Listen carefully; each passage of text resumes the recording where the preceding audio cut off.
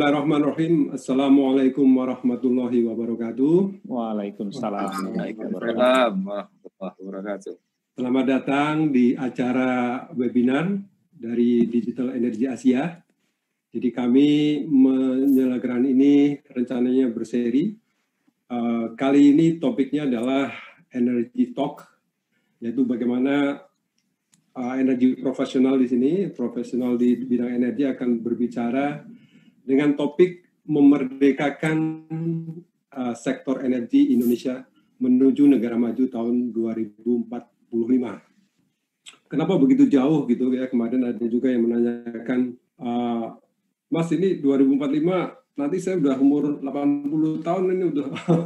Ya memang kita bicara ini tuh jangka panjang dan itu harus kita bicarakan karena di sini kemarin ada masukan juga dari Pak salah satu narasumber kita ya Pak Dr. Qurtubi mengemukakan bahwa ini memang kita apakah sudah merdeka di bidang energi atau belum gitu ya, sehingga bahwa pengelolaan energi nasional ini masih terus perlu disempurnakan ya, karena cita-cita kemerdekaan Republik Indonesia yang termuat dalam pasal 33 Undang-Undang Dasar tahun 1945 ini perlu kita perhatikan lagi gitu ya. Apakah memang sudah memenuhi itu semua?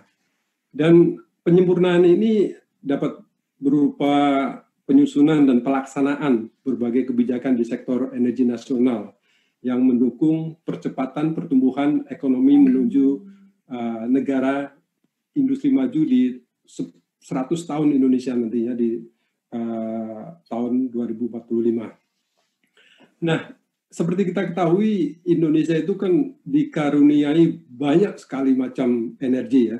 Sebut saja energi apa yang ada di kita di dunia gitu, ada di Indonesia. Jadi kalau kita bicara dengan orang asing, ada nggak energi surya? Iya, di kita ada surya. Kemudian bayu ada, gelombang laut ada, yaitu yang terbarukan.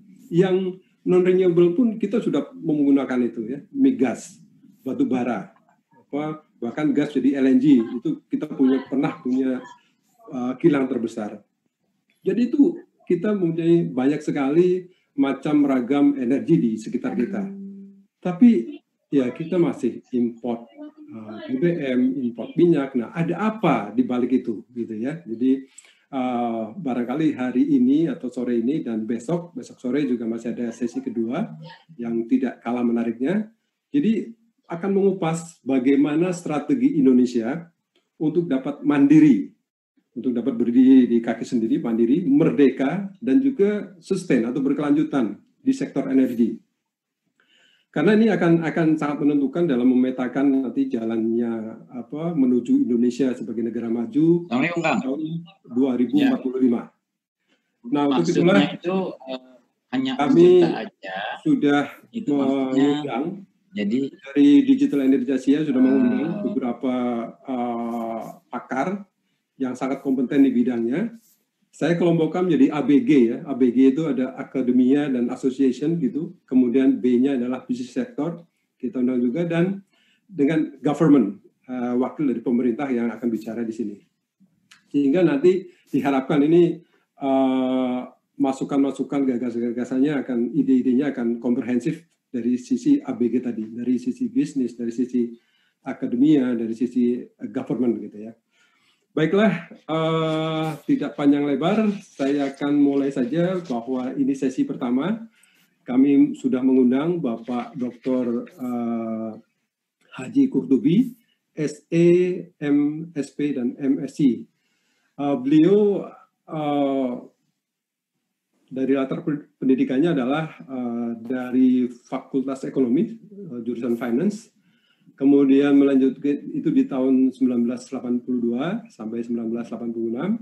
Kemudian beliau juga belajar di Mineral Economics di Colorado School of Mines atau CSM di USA, dengan juga meraih doktornya di sana di Mineral Economics. Pengalaman kerjanya beliau pernah menjadi komisaris di Newmont Nusa Tenggara, kemudian di Pertamina, juga berkarir lama di Pertamina sejak tahun 1977 dan beliau juga anggota DPR RI pada periode lalu di tahun 2014 sampai dengan 2019.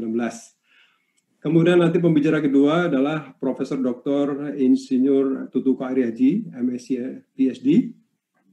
Beliau S1 di Teknik Perminyakan ITB tahun 1983 sampai 1988 dan S2 S3 di Petroleum Engineering Texas A&M University tahun 1990 sampai 1996. Maaf. Pengalaman pekerjaan beliau adalah dosen atau guru besar Teknik Perminyakan ITB dan beliau pernah menjadi ketua umum IATMI pada tahun 2016 sampai 2019. Kemudian pembicara ketiga Bapak Semi Hamzah MBA. Beliau adalah dari pendidikan, latar belakang pendidikan adalah Master Degree in Business Pedagogic and Business Administration di Freie University Berlin, Jerman. Jadi beliau lulusan Jerman pada 1987. Dan sekarang ini beliau adalah CEO dari Epindo yang bergerak di CBM, minyak dan batu bara dari 2005 sampai sekarang. Dan juga PT Aqua Farm Nusantara sebagai President Commissioners tahun 2019 sampai sekarang. Dan di Inenco Group sebagai Non-Executive Director 2016 sampai sekarang. Dan di Apindo, yaitu sebagai Chairman of Energy of Mineral Resources Committee, jadi sebagai ketua untuk bidang SDM dari 2017 sampai sekarang. Dan juga di Lion Energy Limited sebagai Principal Advisor dari 2014 sampai sekarang. Jadi ketiga pembicara ini yang akan berbicara pada sore hari ini, jadi dari background akademia ada, kemudian association atau bahkan bisnis sektor Pak Semi di situ, dan juga dari politician Pak Qurtubi juga background-nya adalah memang pernah bekerja di Pertamina, kemudian di Newmont gitu sebagai komisaris. Jadi komplit sudah tiga pembicara pada sore hari ini akan mengupas, membahas gagasan-gagasan beliau-beliau dalam kerangka memerdekakan sektor energi Indonesia menuju negara maju tahun 2045. Oke, tidak panjang lebar lagi, saya akan ke Pak Qurtubi. Assalamualaikum Pak Qurtubi. Waalaikumsalam warahmatullahi wabarakatuh. Apa kabar Pak Qurtubi? Alhamdulillah baik-baik. Alhamdulillah Pak. Saya senang dengan topinya Pak. Khas Pak. Baik Pak Qurtubi.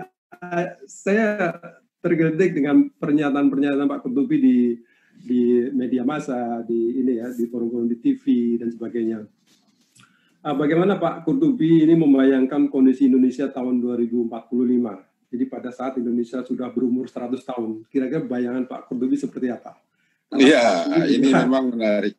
Menggunakan ada energi nuklir di situ, silakan Pak Qurtubi.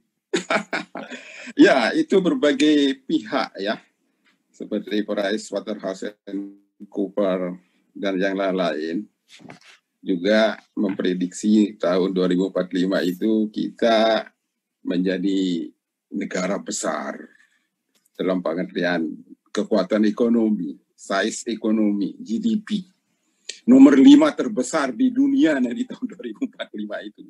Ini lompatan luar biasa kalau prediksi ahli-ahli dunia ini benar.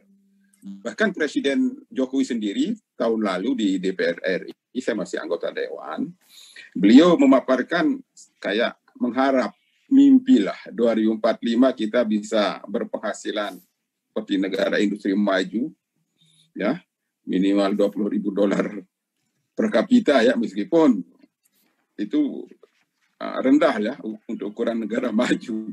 Tapi itu realistik juga saya pikir cita-cita ataupun prediksi seperti ini. Dan saya termasuk yang berpendapat bahwa cita-cita itu bukan barang mustahil. Bukan.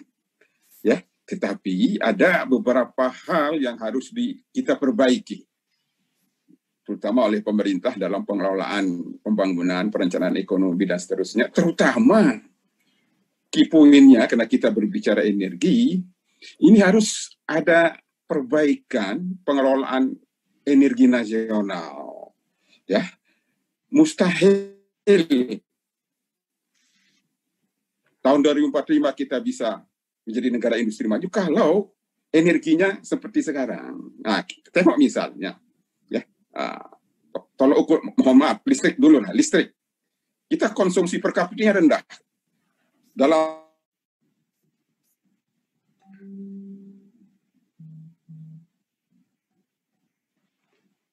Maaf, setiap tahun kecil sehingga jatuhnya sekarang sekitar 1.100 kilowatt per hour gitu loh, ya. Ini tidak mencerminkan untuk Indonesia menuju ke negara industri maju.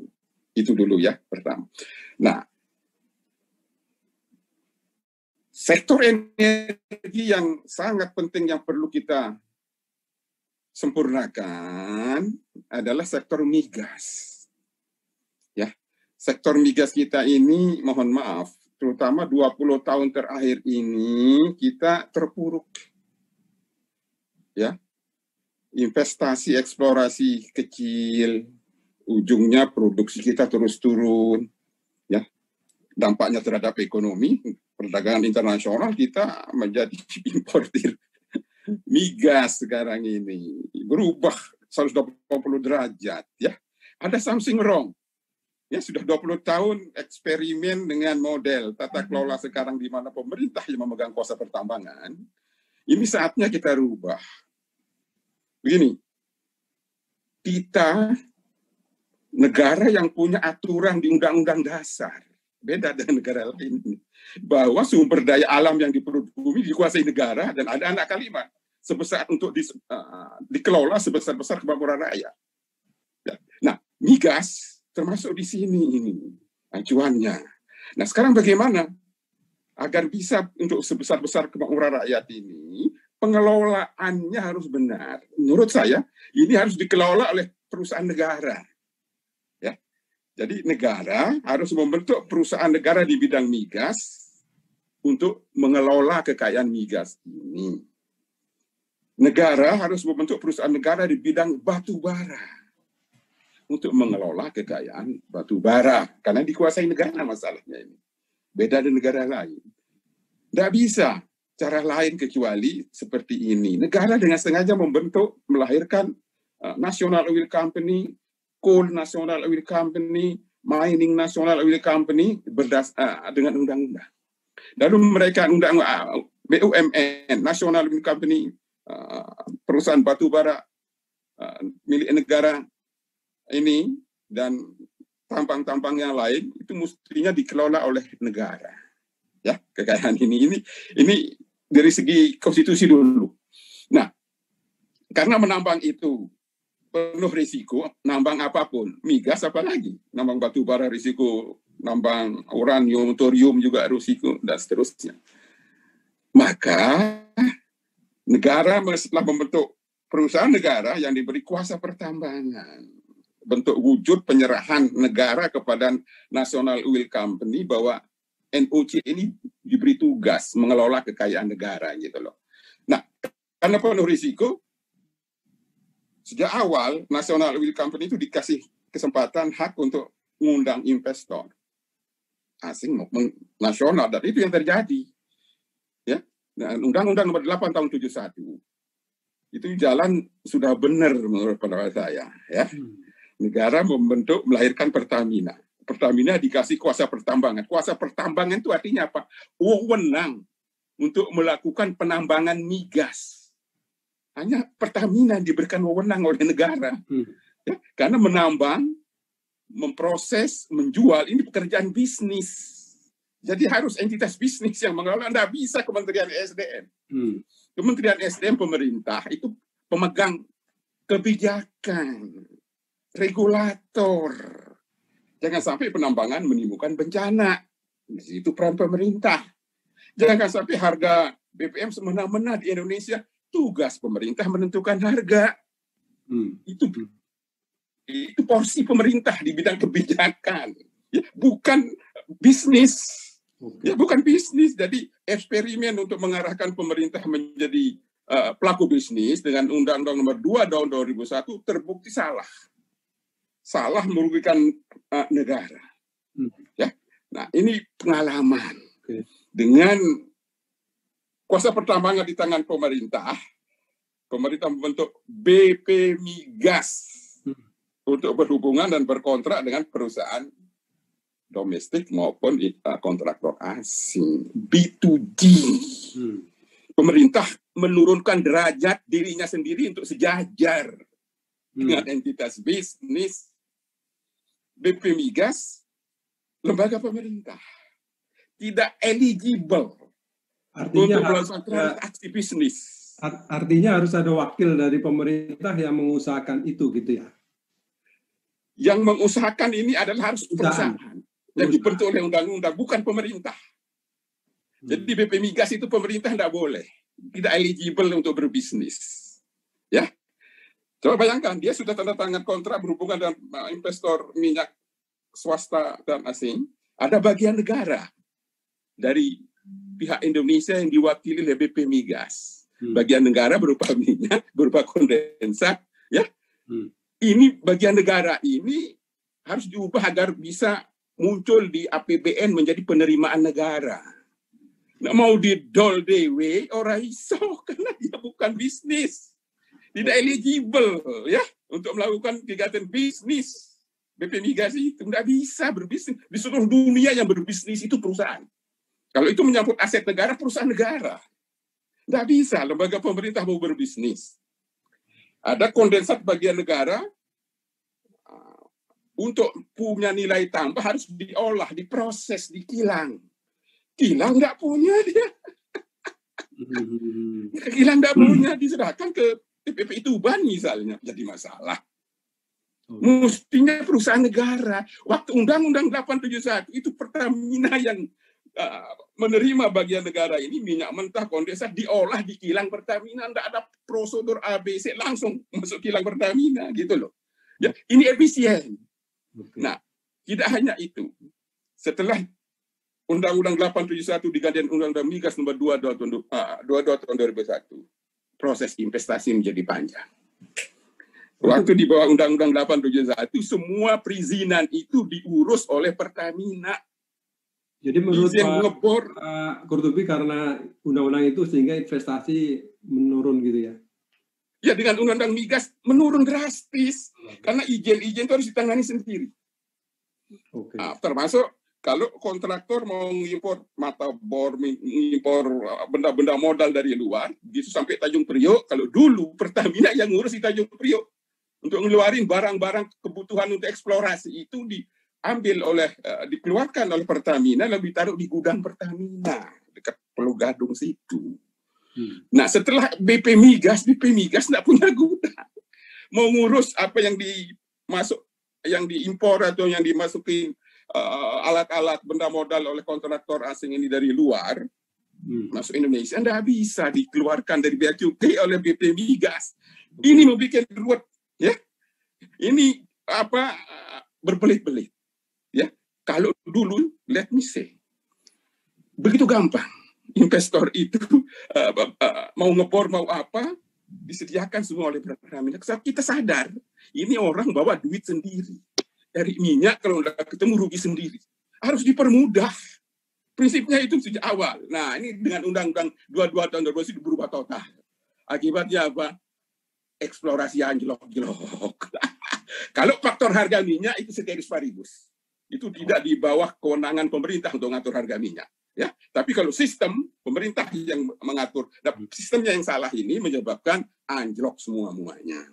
Ya, nah ini yang harus kita rubah, memerdekakan sektor energi, maksud saya kembalikan ke konstitusi pasal 33 UUD 45 sepanjang menyangkut migas.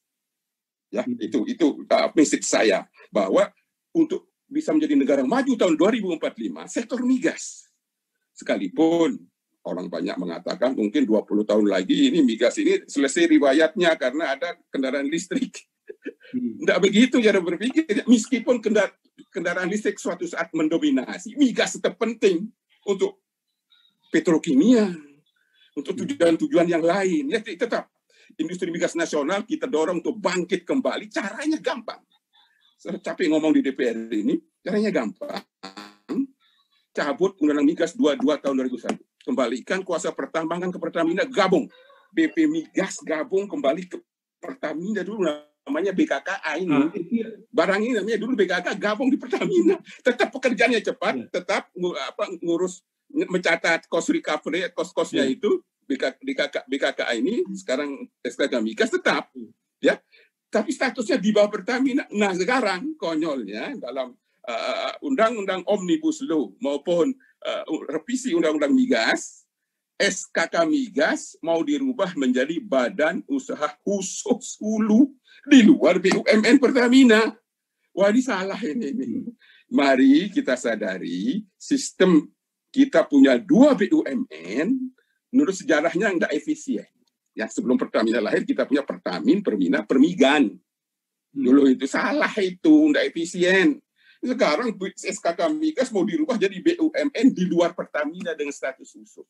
Waktu saya di Komisi 7, saya sudah yakinkan sejawat saya di Komisi 7 bahwa dalam memperbaiki Undang-Undang Migas 22 tahun 2001 yang sudah 2 periode gagal DPR itu memperbaikinya, saya bilang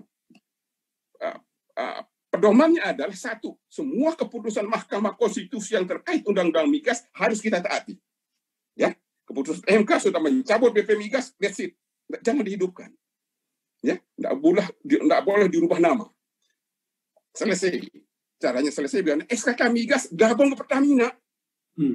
Ya, tetap mereka kerja. Karyawan SKK Migas tetap kerja tapi di bawah Pertamina. Nah, lalu Pertamina statusnya khusus. BUMN khusus tidak lagi di bawah Kementerian BUMN. Karena selama Pertamina di bawah Kementerian BUMN terlalu banyak sisi negatifnya. Itu sih ya. Gonta-ganti direksi baru beberapa bulan, beberapa tahun. Seenaknya sendiri Menteri BUMN itu ganti direksi Pertamina. Disamakan. Direksi Pertamina dengan direksi dari 100 lebih BUMN. Ini beda BUMN yang satu ini. Maka kami berpendapat harus khusus ini BUMN yang Pertamina ini. Status khusus. BUMN khusus maksudnya Pertamina, PT Persero Pertamina sekarang dirubah menjadi BUMN khusus, menjadi perusahaan pertambangan minyak dan gas bumi negara, dibentuk dengan undang-undang. Itu usulan Komisi 7. Lalu BPH Migas di hilir, ini juga bikin ribet di hilir. Apa yang dikerjakan oleh BPH Migas itu kerjaan Ditjen Migas. Ya, kami sepakat di Komisi 7, BPH Migas ini tidak usah muncul di Undang-Undang Migas yang baru. Tolong catat ini. Rakyat harus tahu bahwa konsep Komisi 7 seperti itu. Menyederhanakan sistem agar investor kembali marah. Sampai ya, sekarang izin itu gampang. Sampai sekarang progresnya gimana? Undang-undang revisi Undang-Undang Migas ini progresnya? Sedang diolah kembali. Nah, setelah selesai di Komisi 7, prosesnya dibawa ke Badan Legislasi DPR. Saya kecewa banget. Setelah konsep Komisi 7 yang tidak boleh ada lagi pasal yang mencantumkan SKK Migas, BP Migas, harus masuk bagian dari Pertamina, dan tidak boleh ada lagi BPH Migas, nanti gabung dengan Ditjen Migas. Setelah sampai di Badan Legislasi DPR, substansinya dirubah oleh Badan Legislasi DPR. Ini publik sampai sekarang belum tahu. Coba ini di forum ini saya utarakan bahwa apa yang kami sepakati di Komisi 7 sebagai komisi teknis soal migas. Ya, soal migas di DPR itu di Komisi 7 dibicarakannya. Ya. Apa yang kami sepakati di Komisi 7 setelah sampai di Badan Legislasi dirubah. Contohnya BPH Migas yang menurut kami ribet di sisi hilir, nggak usah ada lagi. Dia digabung dan Ditjen Migas. Setelah dibalik, muncul BPH Migas, bahkan diberikan kewenangan baru. Dia menjadi institusi di mana izin impor minyak dan gas di tangan dia. Ya, tidak lagi di tangan menteri, ya, di tangan Dirjen Migas. Di tangan dia, di tangan BPH Migas. Wah, ini tidak benar ini. Jadi BPH Migas sudah selesailah agar sistemnya simpel. Itu menurut kami ya.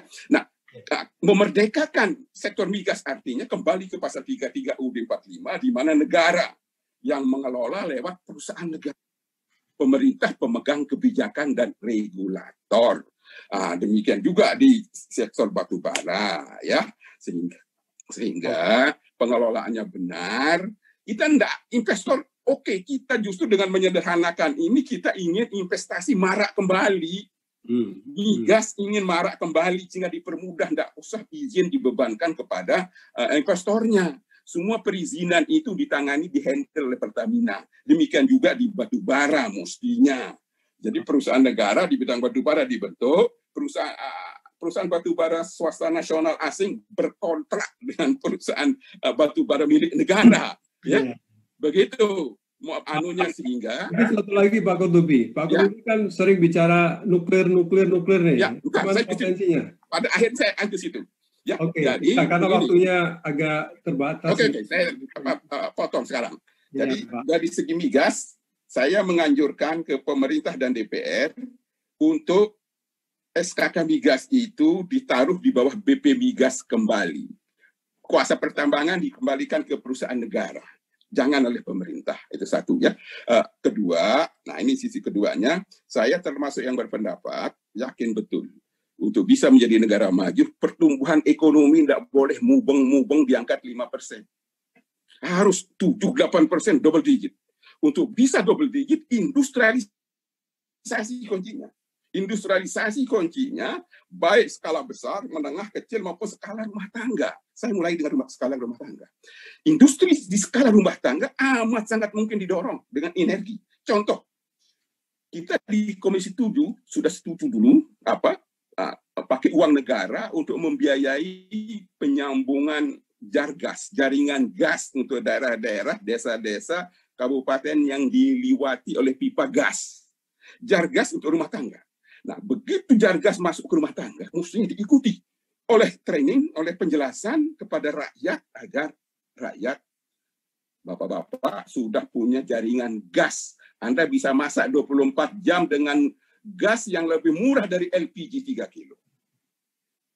Siang hari bisa dipakai untuk macam-macam, malam hari bisa untuk bikin kue. Ya, kue lokal di situ. Listrik gasnya lebih murah daripada listrik, lebih murah daripada LPG 3 kilo. Ini kurang untuk industri tingkat rumah tangga. Halo-halonya kurang. Energi sudah tersedia untuk daerah-daerah yang dilewati oleh jaringan gas. Satu ya. Dua, saya kecewa dengan ESDM. Mestinya semua daerah yang punya potensi tambang sudah didesain. Terbangunnya industri di daerah tambang dari hulu, sisi penambangan, tengah, smelternya, sama industri hilirnya di satu lokasi. Di semua wilayah tambang, penambangan maupun migas, ya, kan ada wilayah kerjanya. Itu nanti disediakan lahannya yang cukup untuk industri smelternya, tengahnya, dan industri downstreamnya. Berikut listriknya. Listrik yang bisa mendorong industrialisasi itu, satu namanya batu bara, PLT batu bara. Nomor dua, geotermal. Karena apa? Karena dia menghasilkan strum 24 jam. Kalau matahari, angin, saya setuju karena dia bersih. Tetapi tidak bisa untuk industri. Karena sifatnya intermittent. Ya, energi surya maupun energi angin tidak bisa 24 jam walaupun pakai aki. Nah, yang bisa 24 jam, batu bara, geotermal, sama nuklir. Nah, nuklir di sinilah posisinya untuk mendorong industrialisasi karena dia listriknya 24 jam dan listriknya super bersih.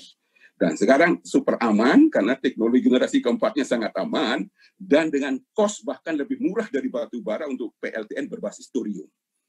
Ini sudah di depan mata kita, thoriumnya, uraniumnya ada di tanah air, investornya sudah ada, tinggal direalisasikan dengan sedikit merubah aturan-aturan hukumnya sehingga dimungkinkan ya pihak swasta untuk terjun membangun pembangkit listrik tenaga nuklir dengan pengawasan yang ketat oleh Bapeten nama pengawasnya. Ya, ini yang bisa mempercepat pertumbuhan ekonomi. Tanpa industrialisasi jangan mimpi 2045 bangsa ini menjadi negara maju. Nggak mungkin. Caranya sekali lagi percepat pertumbuhan ekonomi dengan industrialisasi dari skala besar, skala kecil, menengah sampai rumah tangga. Semua butuh energi. Ya, itulah energi yang saya pelajari di mana-mana untuk mempercepat pertumbuhan ekonomi, mendukung industrialisasi berbasis sumber daya alam, berbasis sumber daya lokal, ya, sumber daya kuliner, sumber daya apa. Itu bisa dikembangkan dengan ketersediaan listrik yang nyeterum, yang ada listriknya 24 jam. Itu namanya nuklir. Baik, ya. Pak Kutubi. Oke. Menarik sekali. Ya, menarik. Nanti kita kembali Pak Kutubi karena udah 20 menit, jadi saya memang ada 3 pembicara ini masing-masing mungkin. Oh, bukan 30 menit ya? 20 ya, menit. nanti kita kembali lagi ke Pak Kutubi. Kalau ada pertanyaan nanti di chat box baik di YouTube maupun di Zoom. Ini ada beberapa pertanyaan, mungkin nanti saya lemparkan ke Pak Kutubi atau yang lain. Jadi makasih Pak Kutubi, terima kasih banyak. Untuk yang kedua, pembicara kedua tadi saya sudah sampaikan, Profesor Tutuka Aryaji PhD. Beliau adalah guru besar ITB. Mungkin pertanyaannya mirip-mirip Pak Aji ya Pak Tutuka, bahwa sebagai guru besar di ITB, apa yang Bapak bayangkan ini kondisi Indonesia di tahun 2045, terutama di sektor energi ya.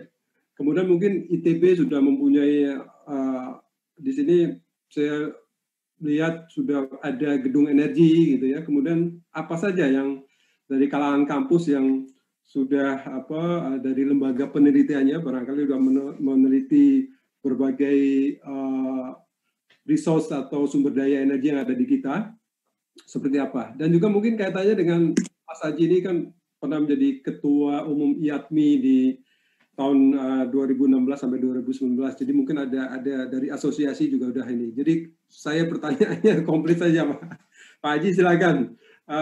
Time is yours. Baik, terima kasih. Saya menggunakan slides ya. Saya sampaikan dunia gitu ya. Jadi kurang lebih ini. Jadi dalam energi kita harus ambisius. Tadi Pak Kutubi saya kira juga mensinyalir ini ya, dalam energi kita harus ambisius. Nah,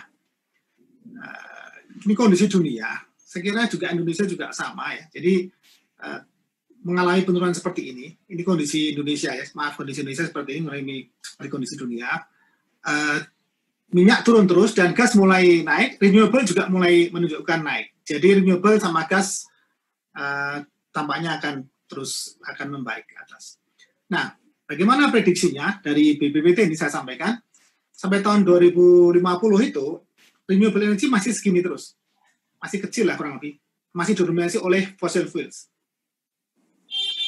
Nah, dari kebijakan energi ITB memberikan prediksi seperti kita di sini, kebutuhan yang banyak akan dari industri dan dari transportasi. Jadi kalau ada game changer nanti ke depan, saya kira mobil listrik atau hybrid, kalau nanti membesar gitu, pangsanya besar, saya kira akan cukup merubah ini. Nah, kemudian di sini juga sama, saya kira confirm bahwa ke depan kalau tidak ada perubahan yang signifikan masih dikuasai oleh bahan bakar fosil. Nah, dan bagaimana prediksinya sampai 2045 di sini ya? Jadi kurang lebih EBT nanti akan sekitar 29. EBT akan 29. Nah, kemudian gas bumi juga meningkat sekitar 23. Nah, presentasi untuk minyak bumi sekitar 27. Nah, ini prediksinya saya kira cukup decent gitu ya. Jadi kalau kita mau ambisius melakukan ini, sebetulnya angkanya ini besar. Tahun 2025 misalnya 23%. Saat ini masih cukup rendah. Jadi saat ini mungkin masih sekitar kita lihat di sini mungkin sekitar 10% saya kira. Nah, sekitar 10%. Jadi untuk menaikkan itu perlu upaya yang sangat besar sampai ke 2025 dan seterusnya. Jadi sebetulnya angka ini sepertinya biasa gitu cara prediksinya, tetapi upayanya sebenarnya sangat luar biasa. Seperti saya contohkan di sini. Untuk minyak misalkan, minyak ini kalau kita proyeksi biasa saja, konsumsinya akan naik seperti ini. Sehingga selisih konsumsi sama produksi sekitar 2 juta barrel oil per day. Nah, bagaimana kita mengantisipasi dengan kondisi seperti saat ini? Kalau dari UN juga kurang lebih sama ini, sekitar 2 jutaan juga nanti tahun 2025. Nah, strategi apa yang diperlukan untuk itu. Saya kira kita dari keseluruhan bidang energi ini mulai membalance dengan energi di luar fosil ini, yaitu kita istilahkan dengan decarbonization, di mana sekarang ini yang renewable energy ini masih belum pada tahap industrialisasi. Jadi renewable energy perlu ada industrialisasi renewable energy. Nah, sekarang sudah mulai ada beberapa yang dikeluarkan oleh di ITB juga ada namanya Pak Profesor Subagio dengan biodieselnya, dan juga pemerintah Pertamina juga sudah menghasilkan B20, B30 gitu ya. Nah ini perlu tetap dikembangkan, dilanjutkan. Karena apa? Masih banyak dalam pemikiran saya, apabila full speed di renewable energy dan full speed di fossil energy pun masih belum bisa memenuhi kebutuhan nasional kita ke depan untuk menjadi negara maju. Nah strateginya apa? Kalau menurut saya strateginya adalah locally distributed energy. Jadi kalau yang ada di Indonesia Timur, ya pakai di Indonesia Timur. Kalau usah ditransfer ke Indonesia yang jauh. Saya kira itu kurang bagus ya. Nah, kemudian pengembangan nasional, kapasitas nasional juga perlu, misalkan manufacture. Nah, hydropower kita sudah sudah cukup bagus melakukan ini. Namun di luar Jawa mungkin perlu ditingkatkan. Nah, solar ini kita masih potensinya sangat besar sekali, yang kita maksudkan sangat kecil. Karena apa? Mungkin kita harus mengembangkan untuk daerah-daerah desa, daerah kecil. Ya mungkin ini memang intermittent, tapi pengembangan baterai ke depan saya kira akan perlu kita cermati. Untuk geothermal, saya kira khusus Jawa Barat harus ada fokus tersendiri. Jawa Barat ini tidak akan bisa mengembangkan geothermalnya untuk pemanfaatan yang lebih besar apabila tidak ada kebijakan dari pusat ya tentang pricing policy. Jadi ini harus bisa diselesaikan. Kemudian untuk Jawa Barat khusus karena potensinya sangat besar. Nah, kemudian untuk yang lain, nuklir saya setuju, nuklir perlu dilakukan demonstration suatu saat karena ini menyangkut menurut saya tidak hanya security, tetapi juga security energy, tapi juga kedaulatan energi. Oke, baik. Kira-kira lebih gimana decarbonization itu? Nah, pertama energi efisiensi. Efisiensi diperkirakan mungkin sekitar 70% lah bisa menghemat. Nah, kemudian ini untuk CO2 emission, jadi bisa juga ada penurunan, tapi mungkin akan offset dengan yang lain ya. Nah, untuk elektrifikasi bisa meningkat sampai 34%. Ini studi dari ITB ya. Saya lanjutkan. Nah, untuk gas gimana? Gas rasanya kok agak susah dikembangkan ini kalau tidak menemukan sesuatu yang baru. Jadi sudah committed demand dan sudah ada keperluan lain untuk sampai tahun 2035 di sini. Nah, industri ini nggak besar juga nih ternyata. Nah, pertama sebelum gas kita ke minyak dulu. Potensinya minyak gimana? Sebetulnya kita mempunyai apa yang disebut dengan remaining oil base, artinya minyak awal kita itu 24, kalau diproduksikan sekitar 24, dikurangi dengan ditambahkan dengan cadangan tersisa dengan cara biasa, jadi masih di bawah ini masih sekitar 46 billion ya barrel. Nah, ini yang target untuk EOR. Sudah ada di bawah tanah, tinggal kita mengambilnya dengan cara-cara advanced teknologi. Coba kita hitung bersama SK Timbas bagaimana metodenya, kurang lebih dua besar ini. Injeksi CO2 dan injeksi chemicals tentunya atau surfaktan. Jadi surfaktan maksudnya adalah chemicals ya. Ini sekitar 2 billion lebih, ini 1,25. Nah, kalau kita lihat gambar di Rouen ini dengan cadangan atau dengan potensi cadangan yang bisa kita ambil seperti ini ya. Kurang lebih kita bisa menaikkan 500.000 barrel oil per day pada tahun sekitar 2030-an ini ya. Sehingga akan bertambah 500 ribuan. Namun kita lihat dari gambar ini kan baseline-nya cukup rendah begini. Pemerintah bersama KTKS sudah bisa menaikkan produksi sampai di level yang sekitar 700 sekian gitu ya. Sehingga kalau kita tambahkan di sini, kita bisa pertahankan, kita bisa pertahankan di sini. Jadi kita bisa tambahkan 500 itu di atas dengan ditambahkan dengan 700-an. Jadi sekitar di atas 1 jutaan saya kira memungkinkan. Nah, masalahnya adalah akselerasi. Akselerasinya bagaimana? Nah, akselerasi saya contohkan di sini ada, mungkin kita harus combine bagaimana kita menggunakan Natuna. Rumusan Natuna perlu dilihat lagi dan perlu dikembangkan dengan berbagai berbagai upaya ya. Jadi kalau kita coba perkirakan di Natuna ini bisa digunakan untuk EOR tadi, injeksi CO2 tadi, kemudian ada carbon sequestration and utilization, ya, carbon storage, sequestration and utilization, kemudian ada untuk industri di sana. Jadi permasalahan di Natuna bagi K3S yang akan mengembangkan adalah pemanfaatan gas CO2-nya mau kemana. Ya, kalau pemerintah bisa coba mendesain seperti ini, merancang seperti ini. Jadi kebutuhannya untuk apa saja. Nah, artinya demand dulu, di mana kalau kita Natuna kita produksikan. Nah, sehingga bisa ekonomis nanti. Karena perhitungan keekonomian sangat berat di Natuna. Jadi saya sebut sebagai second life of Indonesia. Kalau kita mau ambisi, Natuna perlu di serius. Nah, kemudian ini sedikit tentang bagaimana strateginya. Jadi akan ada pemisahan di darat gitu ya untuk industri tadi, untuk industri, kemudian untuk EOR. Di sini ada untuk DMI ya, di metal ether, kemudian untuk gas to liquid atau GTL untuk petrochemical ya. Kurang lebih itu. Nah, bagaimana mengembangkannya? Kalau kita mengembangkannya dari ADMI ya, tadi dari ADMI berapa tahun lalu studi tentang ini. Jadi dengan produksi bertahap ya, produksi bertahap. Nah, yang paling atas ini adalah DME. Nah, DME, kemudian ini adalah GTL, kemudian ini untuk electricity. Kurang lebih ini. Jadi bertahap seperti ini. Memang kalau kita perkirakan produksinya bisa sampai kurang lebih produksi gas seluruh Indonesia saat ini. Ya, produksinya kurang lebih seperti itu. Kotor ya, kotor. Jadi kalau 8 billion kaki kubik per hari, nanti yang 2 atau yang 5 ya, yang 5 itu CO2, yang 5 billion kaki kubik per hari itu CO2.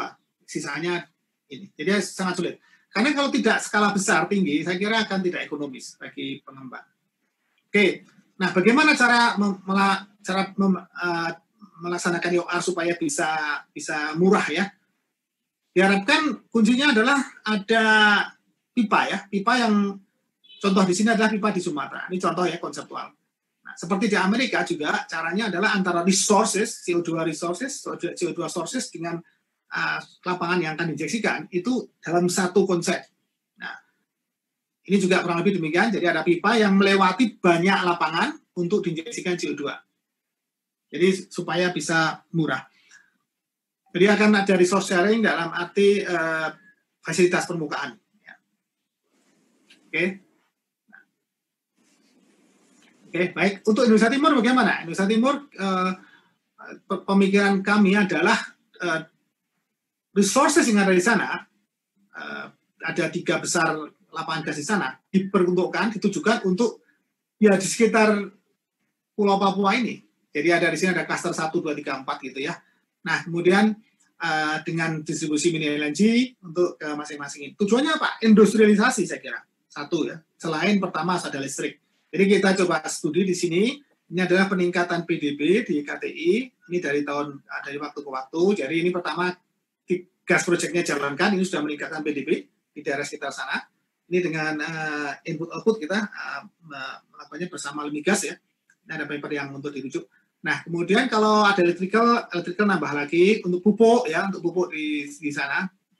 Nah, industri pupuk di sana menaikkan sekian. Kemudian kalau ada petrochemical dan ketiganya adalah kurang lebih 140-an triliun gitu pada tahun 2000 pada peak-nya ya. Nah, namun kita lihat di sini sebetulnya tidak besar-besar amat walaupun ketiga sumber gas itu dimanfaatkan sebaik-baiknya. Artinya dari sini dari gambar puncak ini tidak lama sudah decline terus. Artinya apa di sini?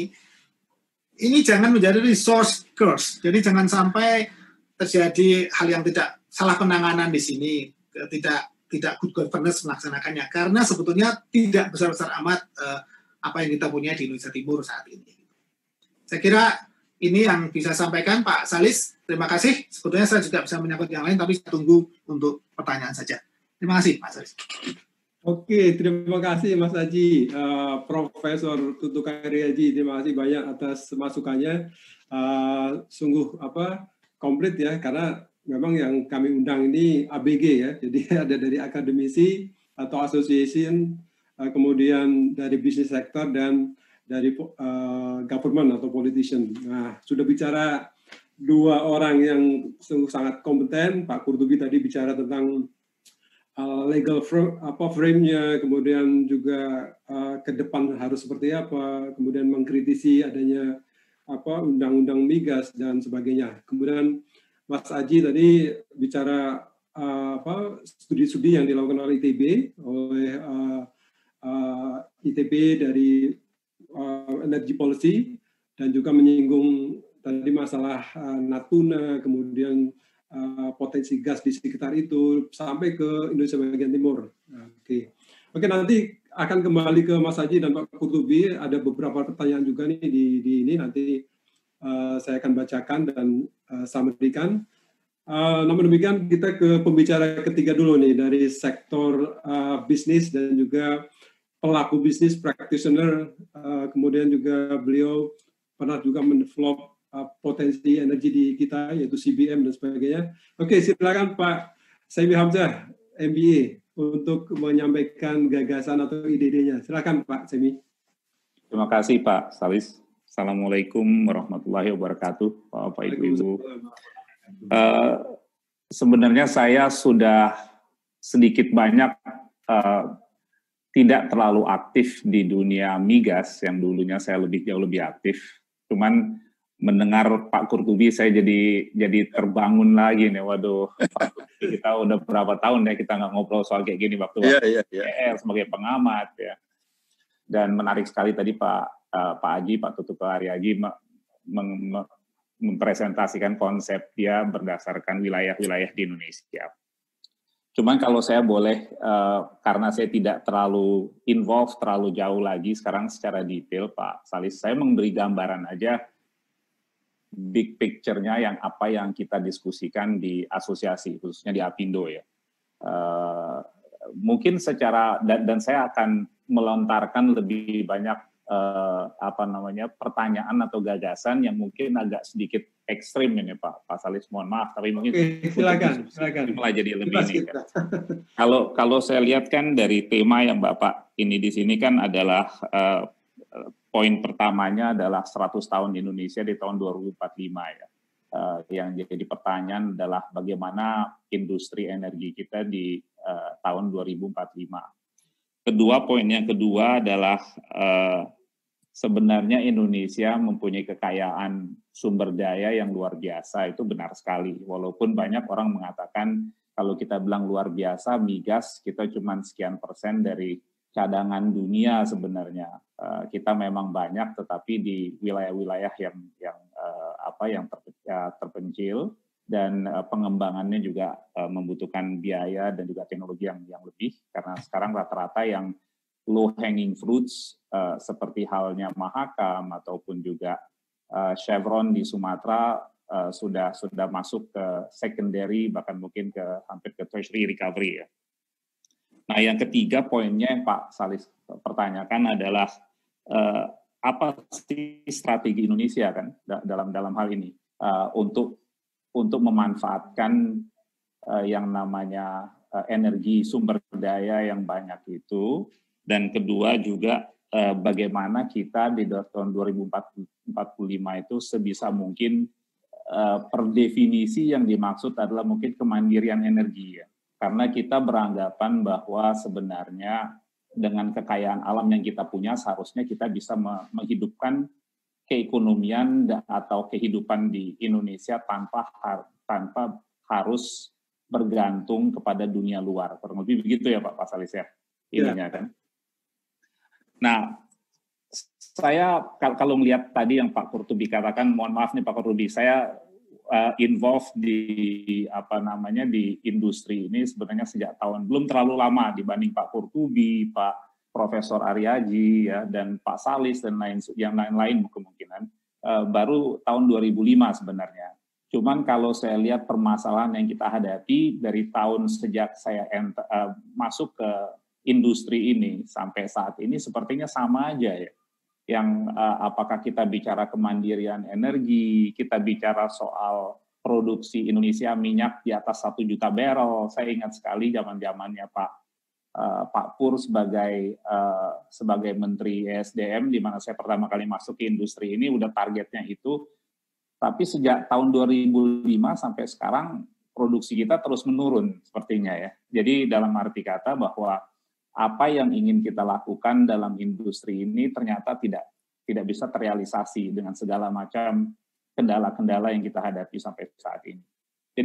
Jadi sebenarnya yang jadi pertanyaan sekarang, apa yang harus kita lakukan? Kalau kita bicara begini terus dari tahun 2005 saya terlibat sampai sekarang, jangan-jangan di tahun 2040, 5 tahun sebelum 100 tahun Indonesia, kita masih berkutit membicarakan soal bagaimana BP Migas harus sebagai institusi, apakah itu masih sebagai BUMK atau sebagai BUMN atau sebagai institusi seperti halnya sekarang.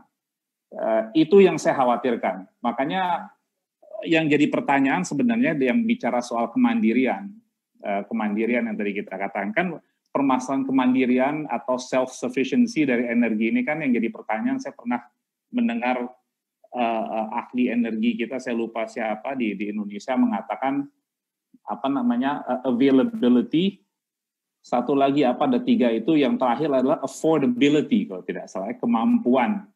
Jadi dalam arti kata bukan hanya mengadakan energi itu sendiri, tapi kemampuan rakyat kita untuk membeli. Kalau kita fokus saja kepada kemampuan dalam arti kata, yang sebenarnya adalah kalau rakyat kita ini sudah seperti yang Pak Kurtubi tadi katakan, cita-cita Pak Jokowi sampai $20.000 per kapita atau bahkan lebih dari itu, sebenarnya rakyat kita bisa afford energi mungkin dengan bahkan energi yang kita bisa impor sebenarnya. Tidak perlu harus diproduksi. Makanya yang jadi pertanyaan bagi saya adalah apa sih yang terjadi kalau kita sekarang mengadakan pengembangan sumber daya energi, kita moratorium, kita stop semua, kita paksa industri energi kita untuk self-sufficiency, ya, dengan tanpa harus memproduksi dari dalam negeri. Bisa nggak kita? Harusnya sih bisa. Korea aja bisa kok. Negara-negara lain yang tidak punya sumber daya alam kok bisa mandiri dalam arti kata mereka bisa memberi energi kepada rakyatnya, walaupun mungkin ada yang disubsidi, ada yang tidak, tetapi rakyatnya tidak kekurangan energi lah begitu. Mungkin itu satu pertanyaan yang saya lontar ya kepada kita semua, karena problem ini udah dari dulu sama aja, dan itu mungkin menjadi cambuk bagi kita untuk bagaimana kita bisa mengelola energi kita lebih efisien. Karena uniknya di energi ini kan kayak gini, kalau kita tidak produksi sekarang, itu tidak juga merupakan sesuatu yang katastrofi ya dalam arti kata. Karena energi ini kalau kita tidak produksi sekarang bisa diproduksi 20-30 tahun nanti, 40 tahun, 50 tahun oleh anak dan cucu kita sebenarnya. Jadi tidak akan hilang dalam arti kata.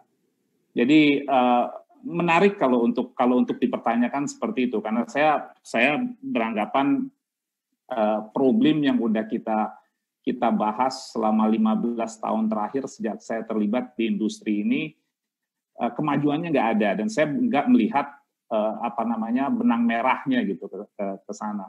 Makanya saya setuju apa yang Pak Salis tulis di tornya sendiri, mengembangkan secara kesinambungan terintegrasi itu tidak ada. Walaupun kita sudah ada yang namanya RUEN yang dibuat oleh DEN, tetapi acuan itu nggak pernah benar-benar menjadi acuan. Saya rasa masing-masing sektor atau subsektor mengembangkan dan melakukan pengembangannya masing-masing. Jadi itu benar tidak terintegrasi. Jadi itu mungkin pertanyaan yang saya ingin lontarkan ke semuanya. Kenapa kita harus ngotot? Kita harus produksi gitu.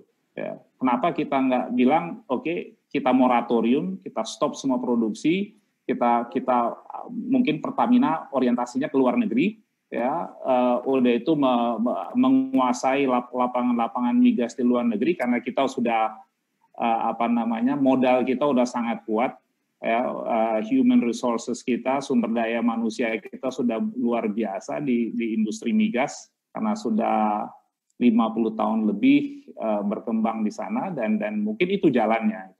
Itu satu aspek. Kedua, mungkin saya ingin sedikit membicarakan tentang apa yang menjadi concern para pengusaha yang kita bicarakan di Apindo sebenarnya. Jujur aja waktu kalau saya bilang awal adalah sebelum Undang-Undang Minerba keluar nih Pak Qurtubi, karena waktu itu di Apindo itu rata-rata atau anggota Apindo yang di sektor energi rata-rata pemain batu bara, jarang yang pemain migas, bahkan EBT bahkan lebih banyak dari migas, tapi yang dominasinya adalah batu bara. Apakah itu Bumi Resource, Adaro, ya, Mandiri Group, ya, dan lain sebagainya. Jadi yang pemain-pemain batu bara yang besar-besar, khususnya nasional di Apindo, ya.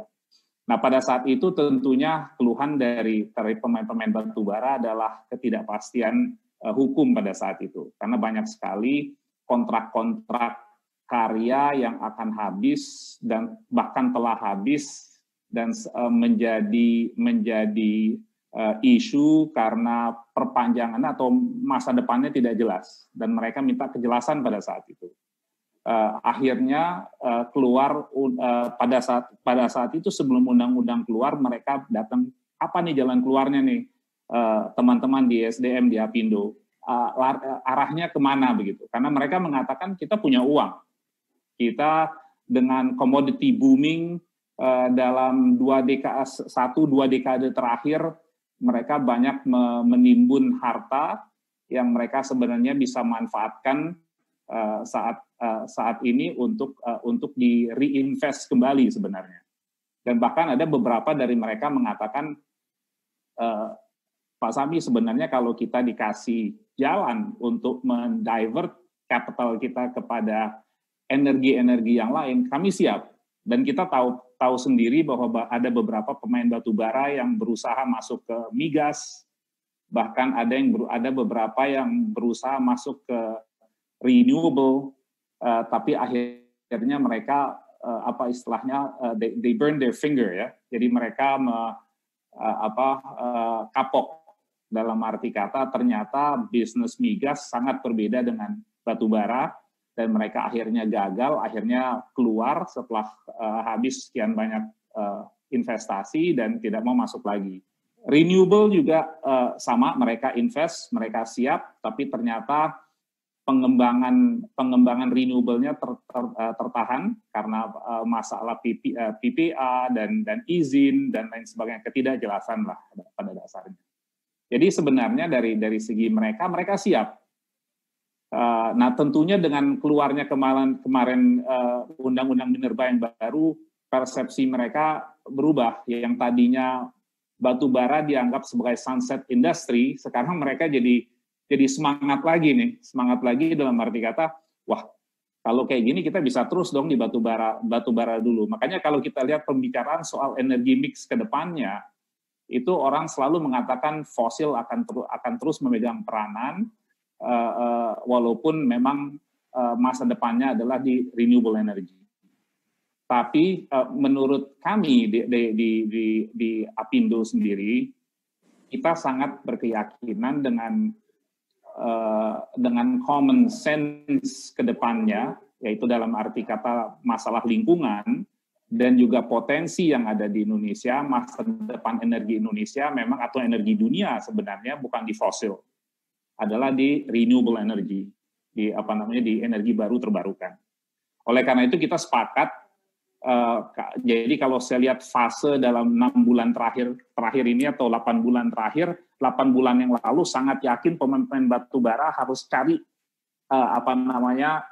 investasi yang baru, yaitu tadinya mau ke renewable, tapi dengan adanya Undang-Undang Minerba tentunya mereka agak kendor karena mereka melihat bisa bertahan di sini mungkin for the next 10-20 years dengan kontraknya mereka, tapi masa depan ke depannya adalah renewable tetap.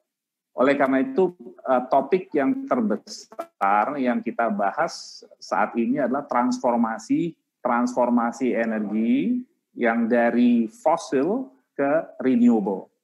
Nah, ini sendiri pun juga menjadi topik yang sudah lama sekali. Kalau kita bicara dengan teman-teman di EBT, di renewable, mereka sedih lah.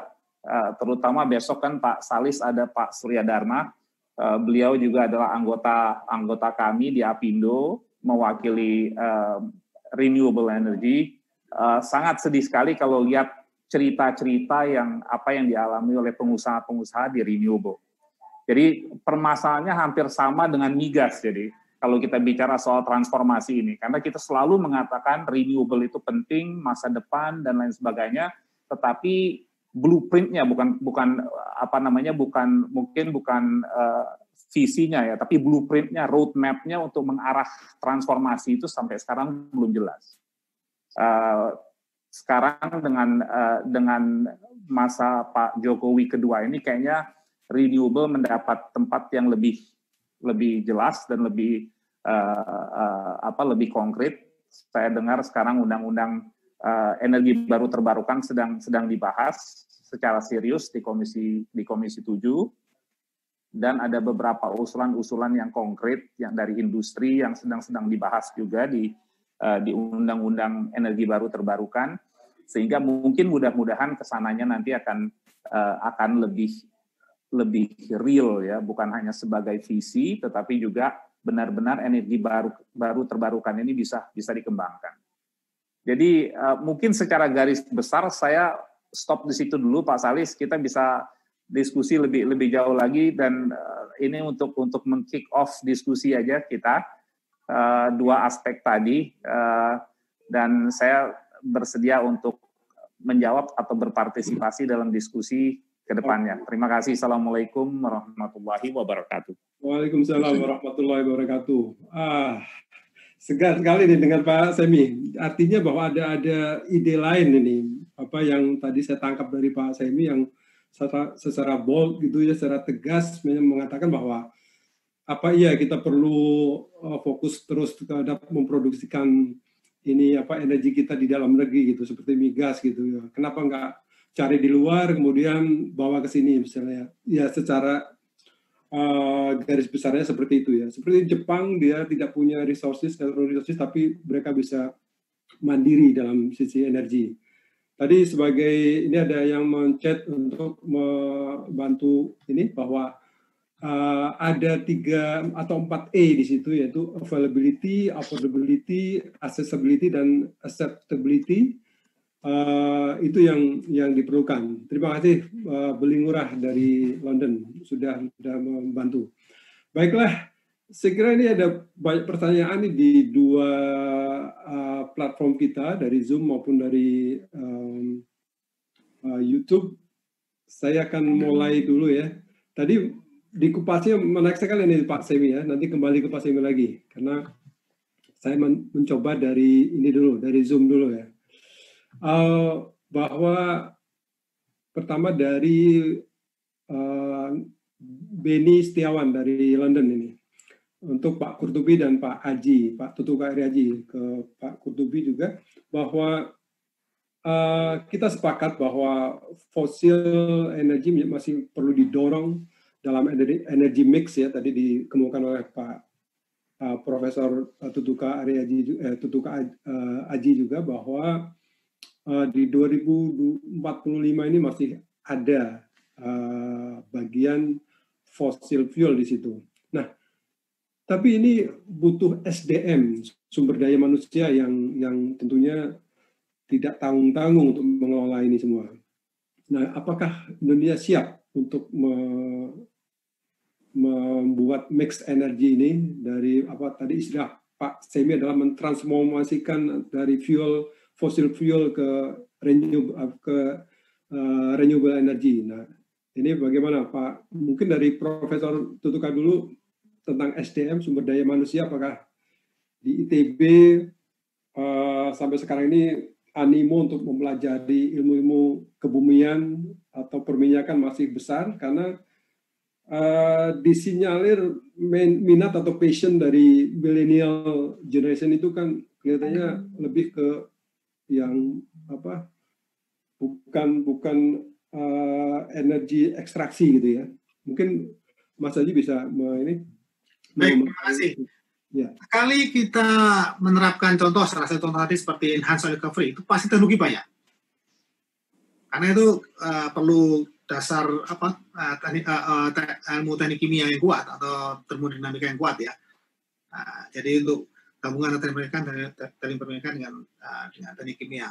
Nah, kemudian juga tentang pengembangan misalnya eksplorasi lah. Eksplorasi ke depan mesti dicari yang lebih murah, lebih akurat gitu ya. Jadi teknologi akan berkembang ke sana. Nah, saya kira untuk bagian itu, fossil energy, saya kira dari prediksi tadi, mungkin menurut saya sih tidak masalah, kecuali ada perubahan harga yang karena geopolitik ya, itu memang agak sulit. Nah, justru yang jadi masalah adalah bagaimana tadi kita sepakat bahwa yang fossil energy ada sebagai modal untuk berpindah ke non-fosil. Saya kira NDRV seperti itu, karena itu natural. Kita nggak bisa mendasarkan terus kepada apa yang kita punya di bawah tanah sana, yang kita ambil kemudian habis. Pasti kita akan yang mencari yang energi terbarukan, dan itu natural. Jadi itu hal yang saya kira yang saya kira sudah bisa dilakukan. Sekarang bagaimana mentransformasikannya. Nah, sebenarnya banyak juga kan hal-hal yang model-model itu, tapi model-model transformasi itu. Tapi yang perlu kita cermati adalah transformasi ini berdasarkan dari potensi yang kita miliki menurut saya. Jadi misalkan tadi kita batu bara banyak sekali, batu bara kita produksinya luar biasa, mungkin tingkat dunia yang besarnya. Nah, bagaimana kita memanfaatkan itu untuk pengganti BBM misalkan dengan coal liquefaction?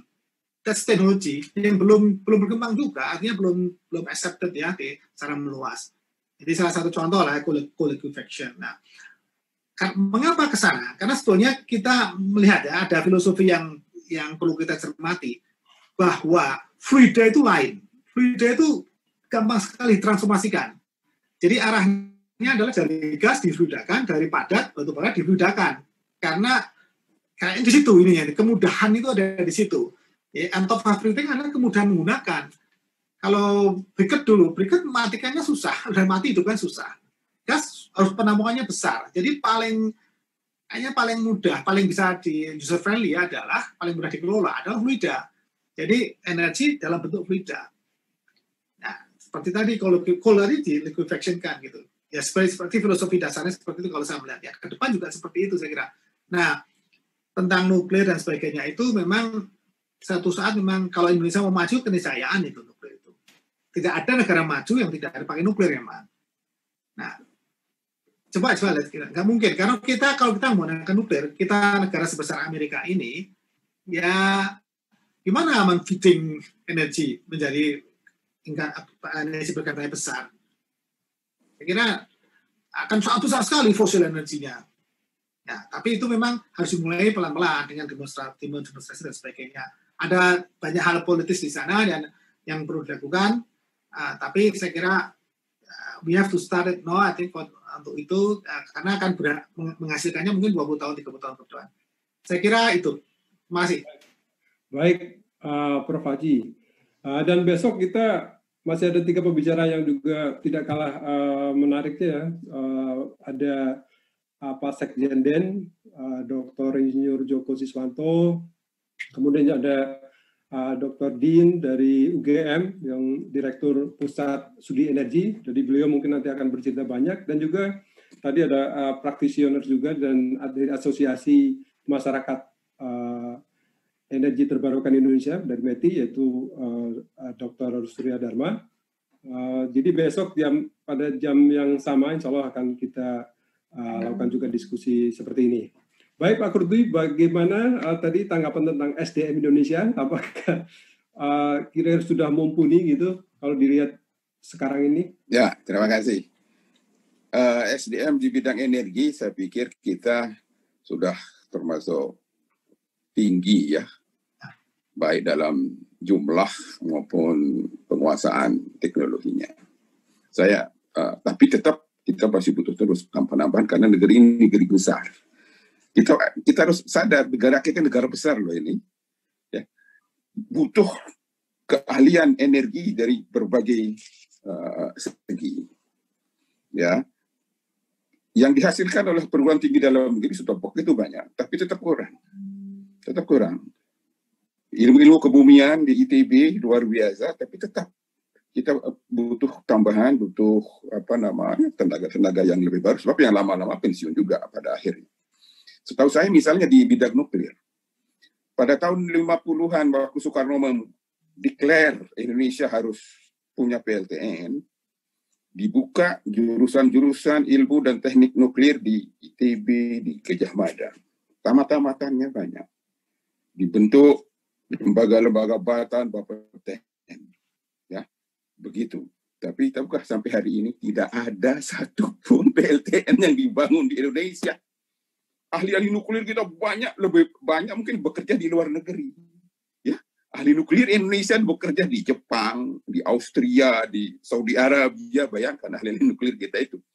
Di Indonesia sendiri tidak ada lapangan pekerjaannya. Padahal kita butuh PLTN itu. Ya, karena penggeraknya juga begini. Di samping saya katakan tadi bahwa nuklir ini, PLTN ini dia stabil 24 jam, base load untuk industri cocok, bersihnya luar biasa, sehingga sejalan dengan Paris Agreement, saya ikut melahirkan ratifikasi perjanjian Paris ini di Komisi 7, harus kita punya energi yang bersih. Nuklir jawabannya. Ya, jadi SDM di bidang energi tetap kita butuhkan. Ya, yang ahli migas, ya, ahli batubara, CPL, ya, batubara jangan hanya sekarang dijual dalam bentuk mentah ke batubara. Produksi batubara luar biasa tinggi, diekspor itu 75%-nya. Itu untuk generasi yang akan datang. Itu nanti teknologi akan menjawab, coal itu bisa dirubah menjadi bahan-bahan petrokimia. Jangan dipaksakan diproduksikan sekarang. Nah, kira-kira seperti itu. Tapi suka tidak suka untuk energi, ya, coal dalam energi mixnya harus berkurang. Prosentasenya berkurang dalam energi mixnya. Coal. Masuk EBT, energi baru terbarukan, RUU-nya. Waktu saya di DPR sudah jadi itu. Dan tolong dicatat, nuklir masuk sebagai energi baru, ada pasal khusus tentang nuklir. Di undang EBT itu, nuklir termasuk energi baru yang harus dikembangkan di Indonesia. Nah, undang-undangnya sudah ada, lengkap begitu, cuma kemarin kan ada musibah Fukushima, ini ceritanya menjadi lain. Nah, kita akan hidupkan lagi, sekali lagi saya ingin katakan, industrialisasi tidak bisa berkembang secara baik, optimal, tanpa listrik dari PLTN. Ya, energi baru terbarukan bagus, setuju banget saya, energi matahari, energi angin, karena bersih. Sekarang kalau berbicara cost, ya, efisiensi, energi angin itu 30%, 70% itu kata orang Lombok momot mecu. Kipasnya itu mati, nggak jalan, nggak bisa dipaksain itu. Momot mecu dia kipasnya 70% dari 24 jam itu. Ini fakta. Saya termasuk mendorong energi surya mata angin, saya dorong karena bersih. Tapi once berbicara untuk industrialisasi, dia kurang tepat. Dia untuk perumahan oke, ya. Butuh aki, ya kita cari teknologi aki yang efisien, yang ramah lingkungan misalnya, kita dukung terus itu. Ini negeri besar ini, ya, Indonesia negeri besar, tidak bisa kita gantungkan kepada fosil semua atau mayoritas fosil, batu bara, minyak gas, tidak bisa, ya. Kita punya sawit sudah berubah jadi BBM, it's okay, bagus, ya. Punya air, industrinya suruh pergi ke di mana PLTA gede-gede ada. Nggak bisa PLTA di Kalimantan Utara listriknya dibawa ke Jawa, nggak bisa, ya, nggak bisa itu. Yang bisa pindah-pindah itu nuklir, ya. Di mana ada calon lokasi industri, bangunlah PLTN. Teknologinya sudah sangat advance sekarang, ya.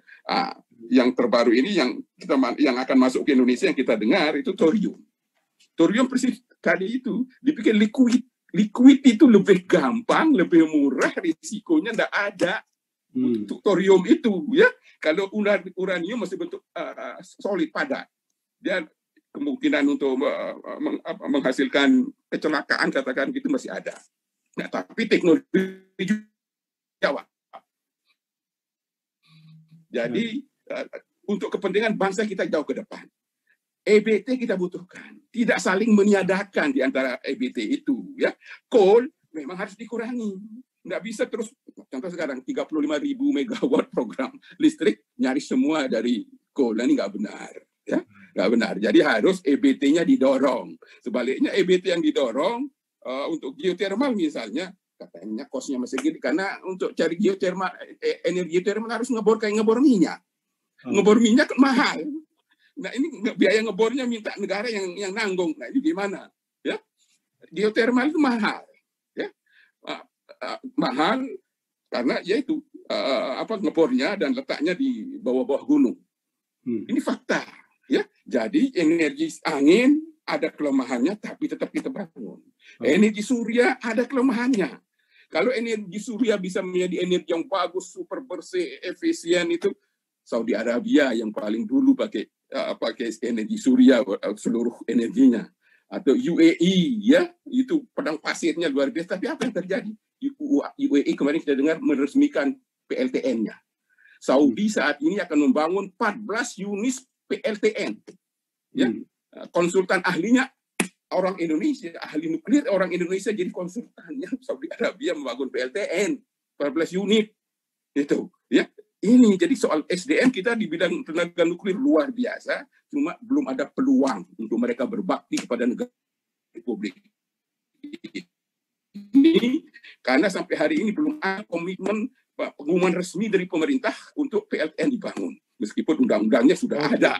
Ya, nah inilah tugas kita semua untuk mendorong, ya, energi kita ini bisa mendorong industrialisasi ke depannya. Oke, baik Pak Kartubi, komprehensif sekali ini jawabannya. Terima kasih. Barangkali dari Zoom platform ini ada yang ingin bertanya langsung, silakan resen atau di unmute mic-nya, silakan. Kalau dari Zoom ada yang ingin bertanya langsung ke narasumber, saya buka kesempatan. Kalau tidak, tadi juga apa yang diungkapkan Pak Kurtubi sudah menjawab pertanyaan yang di YouTube dari Pak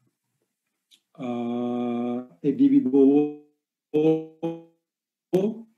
juga bertanya mengenai tadi ada masyarakat yang masih takut dengan adanya PLTN ini. Jadi seperti apa? Nah, tadi Pak Kurtubi sudah kemukakan bahwa ada yang udah generasi kesekian gitu ya, mungkin 4 generasi, udah yang keempat yang mungkin lebih aman, bentuk thorium, bentuk liquid tadi ya sudah disampaikan, dan ini harus coba. Kalau kata Mas Haji harus ada demonstration supaya jangan ada bayang-bayang takut terus gitu ya, tapi dicoba gitu, mungkin di pulau terpencil atau gimana ya, mungkin solusinya bisa kita pikirkan tekniknya seperti apa. Nah, Pak Semi juga dari batubara sudah ada tuh katanya rencana untuk membuat batubara liquid. Bisa diceritakan Pak Semi? CTL ya, coal to liquid. Ya, enggak, ada yang project coal to liquid, terima kasih Pak Salis. Tapi yang sangat konkret yang tanggal 25 ini saya diundang itu UCG, Underground Coal Gasification, jadi gasifikasi coal, yang dimana coal di-convert menjadi gas, itu bisa dilakukan di atas tanah, itu yang membutuhkan kontainer untuk merubah itu dibakar, tapi ini dilakukannya di bawah tanah. Jadi sebenarnya itu yang sedang dipikirkan. Nah, menariknya ini sebenarnya Pak Salis, karena saya juga pernah bergerak di CBM. CBM agak berbeda konsepnya. CBM adalah mengekstrak gas di rekahan batu bara. Tapi kalau ini adalah mengkonvert atau merubah batu bara menjadi gas sebenarnya. Jadi sedikit-sedikit beda. Cuman menariknya bedanya ini dengan CBM yang saya mengerti adalah dia tidak terlalu membutuhkan surface yang terlalu banyak. Karena CBM itu kan yang jadi problem di masa lalu yang dihadapi juga adalah untuk memproduksi jumlah gas yang sama konvensional, kalau kita melakukan di CBM, kita membutuhkan lahan yang mungkin 10-20 kali lebih besar. Dalam arti kata, kebutuhan akan lahannya jauh lebih besar, dan itu akan menjadi challenge. Karena potensi batu bara yang bisa dikembangkan seperti kita tahu dari studi adalah Kalimantan Timur dan Sumatera Selatan itu sudah sangat padat dengan penduduk ya. Oleh karena itu pengembangannya agak sulit. Nah, tapi kalau umpamanya UCG ini benar, proven ya, dia sebenarnya sistem produksinya kayak konvensional. Dalam arti kata perlu injection well dan perlu production well, dan produksinya kalau memang itu berupa gas yang kita produksi, tekanannya dari bawah cukup besar, berarti juga tidak terlalu membutuhkan banyak sumur untuk memproduksi gas, volume gas yang sama dengan konvensional. Jadi ini menarik sebenarnya. Sepertinya pemerintah serius untuk melihat ini, dan ada beberapa perusahaan yang sudah sukses mengembangkan UCG, ada perusahaan Kanada dan ada juga perusahaan Australia dan juga perusahaan Cina kalau tidak salah, dan itu akan dibicarakan. Benar Pak Salis? Memang itu akan menjadi salah satu alternatif juga sebenarnya ke depannya. Baik Pak Semi, terima kasih. Segera itu adalah alternatif energi yang lain, dan nanti kalau udah jadi gas juga untuk bisa mentransportasikan lebih mudah, diliquidkan juga bisa. Jadi itu apalagi kalau itu di certain area yang memang belum ada listriknya, bisa membawa juga pembangkit di apa istilahnya di mulut tambang gitu ya, membangkitkan listrik di situ. Jadi apa yang disampaikan Pak Qurtubi tadi, bahwa batu bara tidak diekspor hanya untuk pure batu bara yang belum diapa-apakan, mungkin bisa di-convert dulu jadi gas mungkin jadi petrokimia dan sebagainya, itu mungkin rantainya akan lebih bermanfaat ya. Baik, sebelum ini udah 5 menit sebelum berakhir, jadi ada beberapa pertanyaan, maaf ini tidak bisa saya sampaikan semuanya, namun ada dari Pak Ibnu Sina barangkali, bahwa beliau menyoroti mengenai EBT ini untuk penggunaan TKDN. Nah ini beliau menyarankan bahwa dengan nanti adanya perkembangan EBT, energi baru terbarukan juga, kalau bisa itu ya jangan dari luar lagi gitu, tapi menumbuhkan TKDN konten dalam negeri yang lebih besar. Mungkin maksudnya gitu. Jadi pertanyaannya adalah dari EBT ini bisa menumbuhkan juga industri dalam negeri. Terima kasih Pak Ibnu Sina. Kemudian ada juga dari Pak Yanto Sianipar tentang IOR. Jadi ada di chat box di Zoom. Namun demikian sudah dijawab oleh Pak Haji dari mengenai potensi IOR di Chevron dengan chemical IOR. Apakah ITB sudah mempunyai formula khusus untuk IOR surfaktan gitu? Tapi di sini juga sudah dijawab oleh Pak Haji bahwa di ITB sedang ada penelitian itu, karena ini perlu teknologi yang lebih murah. Dan Pak Yanto Sianipar itu bekerja di Chevron, jadi tahu benar mengenai teknologi yang akan diterapkan di blok Rokan ini. Jadi sudah direspon oleh Pak Haji bahwa memang ada penelitiannya di ITB. Dari YouTube ada beberapa dari Elita Kabayeva, itu juga bertanya mengenai EBT. Ini dalam aspek ketahanan energi, tadi sudah disampaikan juga oleh Pak Qurtubi dan Pak Haji, Profesor Tutuka Haji. Kemudian dari Jackson bertanya tentang lebih spesifik mengenai IOR. Menurut Pak Mas Haji, ini IOR di Indonesia itu apakah sudah masif diusahakan?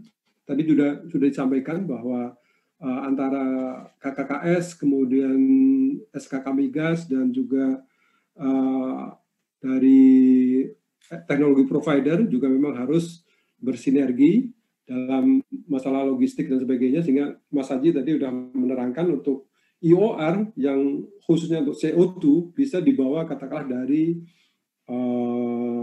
lapangan di Natuna untuk lapangan-lapangan tua di Sumatera. Jadi konsepnya itu sudah dikemukakan juga, baik Mas Haji sebagai guru besar di ITB yang mempelajari itu, maupun waktu beliau jadi ketua IATMI juga sudah disampaikan di beberapa forum begitu. Jadi konsepnya adalah memproduksikan gas yang dari lapangan Natuna yang 70%-nya adalah CO2, itu bisa untuk IOR di daerah-daerah Sumatera bahkan sampai Jawa dengan desain yang terintegrasi, pipeline-nya, desainnya dan sebagainya. Dan kita mempunyai banyak atau beberapa ahli IOR untuk CO2 yang sekarang seperti Pak Qurtubi bilang bahwa ahli-ahli kita tuh bekerja di luar itu banyak gitu ya. Tinggal mungkin kebijakan atau kalau ada halo-halo yang menarik gitu, istilah Pak Qurtubi, Jargas itu kurang halo-halonya gitu. Jadi mungkin kurang menemukan industri rumah tangga gitu. Tapi kalau dari awal halo-halonya itu menerangkan bahwa ini bisa untuk industri rumah tangga dan sebagainya, mungkin bertumbuhnya akan lain. Baik, di ujung acara saya ingin dari Pak Haji, Pak Semi, juga Pak Kurtubi menyampaikan untuk Indonesia di tahun 2045 itu seperti apa. Jadi mungkin hanya beberapa kata yang mencerminkan bahwa kita harus seperti apa. Tidak perlu panjang lebar, barangkali selama 1 menit gitu ya, bahwa Indonesia di tahun 2045 dari sisi energi harusnya ini. Nah, silakan, mungkin dari Prof. Tutuka dulu. Silakan, Prof. Hal yang perlu kita sadari adalah sesuatu yang kelihatan, yaitu apa? Politik teknologi. Mengapa kita sampai seperti sekarang ini? Kita cermati, politik teknologi itu sesuatu mainstream yang luar biasa, di mana kita dipaksa untuk melakukan sesuatu yang mungkin kita tidak bisa mengeksploitasinya. Ya. Oke, untuk itu kita harus sadar, kita harus punya politik teknologi yang jelas untuk bergerak ke sana. Ya. Nah, apa yang kemudian akan berhasil di tahun 2045? Saya kira kita harus berdasarkan pada potensi yang ada saat ini, yaitu tadi kita masih ada lahan tidur, ada lapangan gas tidur yang 40 tahun Natuna itu nggak bisa dimanfaatkan, itu perlu dimanfaatkan. Jadi gas perlu dimanfaatkan secara lebih masif bagi untuk kebutuhan energi kita. Nah, sementara minyak kita tidak begitu banyak mengharapkan. Jadi gas dan renewable saya kira yang akan menjadi primadona di tahun 2045. Ya. Saya kira itu, terima kasih. Baik, Prof. Sekarang Pak Semi, tadi ada ide bahwa kita nggak perlulah terlalu fokus pada memproduksi ini kita. Barangkali kita kalau masih bisa dari luar kita mendatangkan energi itu, mungkin itu lebih baik asal tadi dibuat moratorium dulu ya. Silakan Pak Semi. Ya, terima kasih Pak Salis. Itu joke aside ya, tadi yang saya lontarkan sebagai moratorium. Sebenarnya kan kalau kita lihat sekarang struktur ekonomi makro kita tentunya udah pasti tidak bisa, karena ketergantungan kita terhadap migas masih cukup besar. Saya katakan demikian karena bukan hanya sebagai sumber pendapatan APBN kita, tetapi juga dana untuk memenuhi konsumsi dalam negeri kita, itu satu. Tapi kedua yang lebih yang jarang orang sebenarnya menyadari bahwa industri ini sebenarnya penggerak ekonomi cukup besar sebenarnya. Terus terang ekonomi ikutan yang bergantung ke industri fosil, apakah itu batu bara atau minyak atau gas, itu besar sekali. Jadi dalam arti kata kalau kita memutuskan menyetop moratorium, dalam arti kata siap nggak Indonesia menampung ke ekonomi yang akan tidak bisa bergerak dan memberi mereka pekerjaan. Saya rasa mungkin itu perlu pemikiran yang sangat mendasar sekali ya sebenarnya. Tetapi bukan usaha, tapi harus ada roadmap-nya yang jelas aja ke sananya. Cuman permasalahannya yang tadi saya katakan bahwa ekstraktif ini kan unik. Kalau kita nggak produksi sekarang bukan berarti kita hilang gitu. Ini bisa diproduksi di masa depannya. Kedua, yang terakhir yang ingin saya sampaikan kembali ke EBT sebenarnya. Menarik sekali kalau saya bicara dengan teman-teman batubara di Apindo, mereka tuh benar-benar siap sebenarnya. Pada lebih-lebih 8 bulan yang lalu yang seperti kita katakan, siap untuk istilahnya menggambling uang kapital mereka untuk masuk ke renewable, walaupun mereka sama sekali belum menguasai industri itu sendiri. Cuman yang saya dapat cerita yang menarik dari beberapa dari pemain-pemain besar nih nasional, saya nggak perlu sebut namanya ya, bahwa untuk masuk entry ke EBT itu mereka sulit sekali. Saya kasih contoh yang sangat konkret, sekarang Surya ya, tadi Pak perlu dikatakan. Sebenarnya Surya itu yang paling penting adalah juga keekonomian dari pengembangan renewable itu sangat penting sekali. Dan kalau di Indonesia, kalau tidak salah cuma ada 2 areal yang di mana sumber tenaga surya itu bisa dikembangkan secara masif. Kalau tidak salah, itu satu di Jawa Tengah, satu lagi kalau tidak salah di Sulawesi, saya lupa Sulawesi mana. Karena pengembangan surya ini unik, ternyata tidak hanya ada matahari, tergantung kepada humidity juga ya, tergantung kepada berapa lama sinar matahari ini akan bersinar di dalam 1 tahun, itu memegang peranan sekali. Nah, salah satu pemain terbesar batubara nasional pernah datang ke SDM mengatakan, tolong dong, saya dikasih hak untuk mengelola surya di daerah ini, yang salah satu dari 2 tadi ya. Tapi jawaban dari SDM adalah, wah, sorry lah, Anda harus ikut tender dong. Sebenarnya saya menyayangkan, karena kita berusaha mencari pemain investor dari luar negeri untuk invest di energi baru terbarukan. Kita susah untuk attract mereka karena masalah politik kita, karena uncertainty investasi di Indonesia. Ini ada pemain nasional yang punya dana cukup dan bersedia menggelontorkan secara masif, tapi tidak mendapatkan karpet merah istilah saya. Kenapa pemerintah tidak melakukan itu? Coba kita ada benar-benar bicara kepada 10 pemain batubara terbesar nasional, bicara kepada mereka, oke, kita akan kasih kalian karpet merah, silakan pilih daerah yang menurut kalian paling bisa dikembangkan untuk EBT, energi baru terbarukan, kita akan kasih tanpa melalui tender, kalian investasi. Itu akan menggerakkan ekonomi, akan menimbulkan kegiatan ekonomi sehingga pengembangan EBT juga akan berkembang. Jadi itu 2 pemikiran, mohon maaf saya agak lama Pak Salis, tapi itu sebagai contoh saja yang kita jadi pembicaraan di Apindo sendiri. Kita waktu itu udah siap pemain-pemain besar batubara untuk pergi ke pemerintah, bahkan ke presiden untuk meminta kasih kami kesempatan. Saya tidak akan bawa kapital saya ke luar negeri, saya akan investasi di dalam negeri, tapi give us a red carpet istilahnya. Jadi itu mungkin sebagai statement penutup saya, Pak Salis. Terima kasih Pak Semi, terima kasih. Kemudian terakhir nih Pak Kurtubi, untuk paling 1 menit untuk merefresh juga tadi yang sudah disampaikan dan juga harapan-harapannya untuk ke 2045 di mana Indonesia 100 tahun. Oh ya, jangan lupa bahwa besok teman-teman semua ya, besok masih ada 1 sesi lagi yang menghadirkan Sekjen DEN, Dr. Insinyur Joko Siswanto, dan juga ada Dr. Din Daryanto dari UGM, dari Pusat Energi Studi di UGM. Kemudian juga ada Pak Surya Dharma, Ketua Umum METI, Masyarakat Energi Terbarukan Indonesia. Oke, silakan Pak Kurtubi.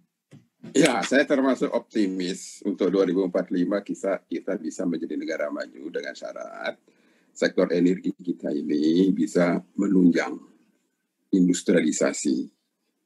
Sekarang posisi kita di dalam ekonomi dunia itu nomor 30 di tahun 70 ya. Kan ingin tahun 2045 di nomor 5 negara besar di bidang ekonomi dengan ukuran GDP-nya. Tahun 70 kita di urutan 30. Tahun 1980 naik ke 23. Itu disebabkan karena boom minyak. Ya.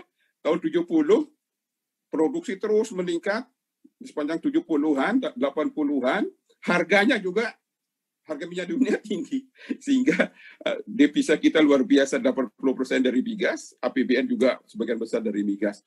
Kita naik kelas dari nomor 30 GDP-nya menjadi nomor 23. Nah, sekarang di 2019, ya naiknya sampai 16 sekarang. Di level 16 di tahun 2019, kita ingin tahun 2045 menjadi level nomor 5. Bisa enggak ini? Sekarang pada posisi nomor 16 menjadi nomor 5 tahun 2045. Saya jawab bisa, apabila energinya mendukung. Sebab semua proses peningkatan nilai tambah, value added, yang namanya industri kan merubah sesuatu barang menjadi barang yang lebih tinggi nilainya. Ini industri namanya. Nah, industri itu butuh energi. Nah, energinya direncanakan secara baik, sehingga bisa mendorong, tidak hanya tumbuh ekonomi 5% seperti selama ini kita alami. Tolong bagaimana diatur ya lokasi membangun pembangkit itu di mana, kapasitas berapa, tidak bisa satu instansi ini. Ya, Bappenas, Departemen Perindustrian, ESDM duduk bareng merencanakan sehingga potensi yang ada di daerah, potensi sumber daya lokal, tidak hanya tambang, potensi perikanannya, potensi wisatanya, semua bisa jadi industri itu. Dan direncanakan duduk bersama, mulai dari hulu, tengah, hilir, listriknya baru butuh di situ, direncanakan lokasinya di mana, itu bisa. Semua sumber daya kita berkembang secara optimal, merubah sesuatu barang menjadi barang yang lebih tinggi nilainya, value added-nya yang namanya industri, syukur-syukur terintegrasi upstream, midstream, downstream-nya di satu lokasi, tapi tidak semua bisa. Dipisahkan untuk yang bisa. Nah, itu bisa membuat efisien industri itu sehingga bisa bersaing di kancah internasional, ya. Nah, listriknya sekali lagi kita butuh EBT. Sekalipun saya kritisi tadi energi terbarukan itu intermittent, tapi tetap kita butuhkan karena dia bersih. Ya, demikian juga nuklir harus mutlak nuklir ini masuk, tidak boleh takut karena teknologinya berkembang menjadi lebih aman, lebih murah, ya lebih cepat dibangun sekarang PLTN itu. Ya, jadi kita harapkan migas tetap kita dorong meskipun nanti pada tahun berapa semua kendaraan pakai listrik, migas tetap dikembangkan karena bisa untuk bahan baku petrokimia tetap punya nilai. Bukan berarti kita campakkan sektor migas ini karena ada kendaraan listrik, bukan. Ya, jadi tetap saja kita benahi sektor migas, sektor mineral batu bara dan energi kita ini untuk bisa mendorong industrialisasi sehingga pengen juga kita nggak seperti negara-negara di Eropa, di Amerika. Kita lama hidup di negara-negara itu melihat makmurnya mereka. Ya kita ingin rakyat kita seperti itu gitu loh. Ya, nah mari kita dorong semua itu. Terima kasih. Baik, Pak Kurtubi, semangat. Terima kasih atas closing statement-nya yang cukup bold juga, bahwa tegas, bahwa ya optimis bahwa di 2045 kita menjadi negara maju. Insya Allah kita sama-sama berusaha ke arah sana. Baik, terima kasih Pak Kurtubi, Pak Aji, dan Pak Semi sebagai pembicara yang menarik. Nanti kita bisa berjumpa lagi di lain kesempatan, dan besok kalau kita bisa berdiskusi juga dengan bertiga, pembicara bertiga lagi dengan Pak Joksis, kemudian Pak Din dan Pak Surya Dharma. Besok di waktu yang sama, insya Allah kita bisa berdiskusi lebih banyak lagi. Baiklah teman-teman semua juga yang ikut di Zoom meeting ini, juga di YouTube, terima kasih atas pertanyaan-pertanyaan yang begitu banyak. Maaf saya tidak bisa tampilkan semua, dan terima kasih yang sudah datang awal waktu sehingga tadi mengikuti dari awal. Dan jangan lupa besok join lagi. Terima kasih semuanya. Pak Yanto, terima kasih. Oh, sebelum tutup kita foto dulu ya. Ada Pak Yanto, udah kita foto dulu. Oke. Silakan. Kalau bisa di-on-kan kameranya. Muhammad Febriansyah, Silvi Olivia, Taufik Romanto, Pak Ibnu Sina, Pak Simolon. Kita akan foto, Pak Beni. Oke, Pak Indrasid, kita akan foto. Kita akan foto bersama. Oke. Ya, oh. Baik, 1, 2, 3. Bentar, satu lagi.